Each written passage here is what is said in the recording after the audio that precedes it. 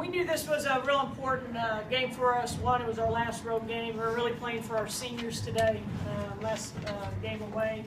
And, you know, we've been playing pretty good basketball just after KK injury, and we haven't been able to just get out and score well or play defense well, and I thought we put it all together tonight. Dee Dee came out of the game about 2 minutes ago, and Coach had a brief conversation with you. Just kind of share what she said. You know, she just grabbed my hands and said 1 for 17, great defense. You know, Bantam was 1 for 17, so, you know, she was just telling me I had to play a great defensive game on her today, so that was pretty much the conversation. Just tell me what kind of your mindset going in, and you know, how much do you think you maybe disrupted her a little bit tonight? You know, I feel like the coaches had a great game plan on Bantam today. It was just basically to play her right hand and try to force her left. She didn't really look too comfortable going left, and that was basically all I did, was just play her right hand, and it worked really well for us.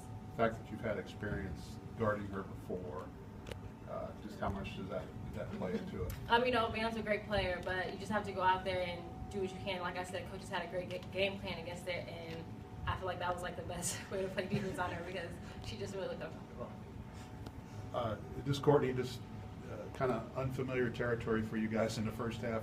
You're up by 10 or more instead of trailing, but just being able to play with the lead like you guys did tonight. Just what kind of sign is that for you guys heading down the stretch? I think we can do a better job. We had a point where like 5 minutes we didn't score. So I thought we did a good job getting a good lead, but we need to do a little bit better heading into the end of the season, into March. But overall, I thought we did a good job. This was the inside-outside game, or at least the ball going inside and then coming back out, kind of a big deal in the first half? Yeah, it was huge for us. Getting the ball down low, our post had a great game on the defensive and offensive end, and all the guards really stepped up as well. What did you see out of Dee Dee tonight on the defensive end that really maybe sparked things?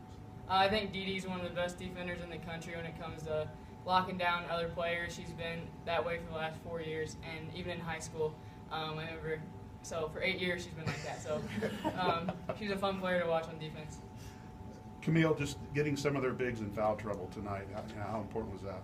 That was also part of the game plan, just keep attacking them, going hard for reboundings because we noticed that they don't box out as well as other teams. So just crashing the boards hard and getting over back calls. Did you feel like your depth could wear them down since they only dressed 7? Yeah, we definitely knew that we could look to our bench for help because we play a lot of people. So we were wanting to run on them, wear them out, and then just keep firing from outside. Just the job that Dee Dee did. Well, I mean, what did you notice tonight? What she was doing? She followed directions, basically. I mean, like she said, Bantam is a great player, and so to be able to exploit her weakness like that, I think it was really good on Dee Dee's part. Coach, I know you had confidence in Dee Dee to do it, but just did she raise her level maybe another notch tonight on the defensive end?